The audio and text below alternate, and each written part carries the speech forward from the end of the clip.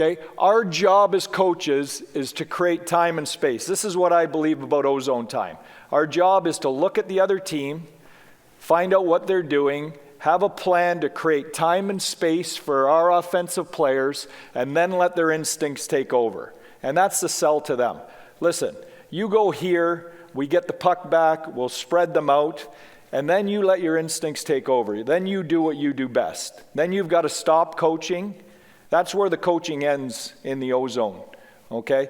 Once you've created that space and that time for them to make plays, then their instincts take over, okay? We also have to identify and sell to our group where the goals are scored at the toughest time of year. And that's what I just touched on about early season compared to late season and playoffs. Everyone talks about the difference in the NHL between early in the season or regular season and playoffs. It actually starts probably post-trade deadline down the stretch.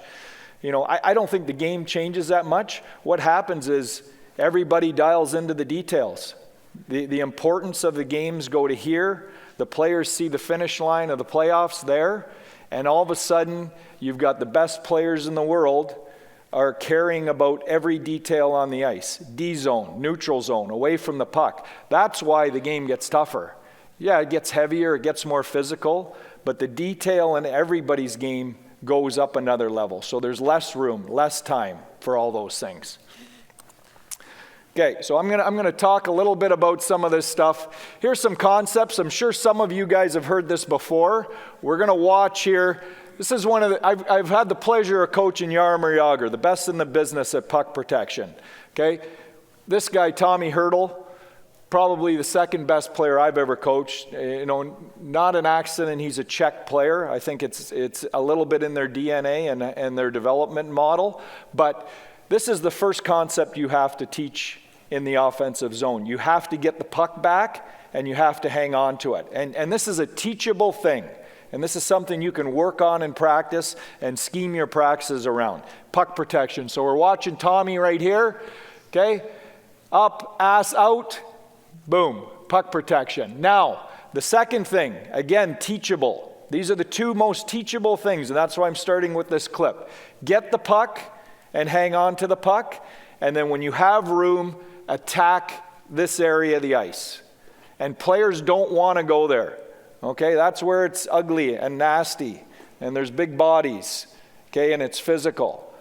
You know, you've got probably a couple guys on every team that like going into that area, and then a whole lot of guys that don't, that have to be pushed into that area. So get the puck back, protect it, and then when you do have a little room, go to that area of the ice. Okay.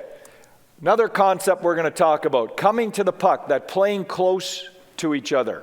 And I've talked about that. I've become a believer in this. You know, I grew up in the era where if you're cycling this puck, you'd have one guy low and the third guy would head out here and you'd get those big, long, looping cycles, right? Everybody's got tight D-zone coverage now. If this guy loops out here outside the coverage, you're never getting that puck. Or if you do, it's going to have to go through 1, 2, 3, or 4 sticks. You might get it once a year on, a lucky bounce or through 2 sticks. Okay, this is the idea of playing close, coming to the puck, giving the guy with the puck options, making sure you're consistent with that.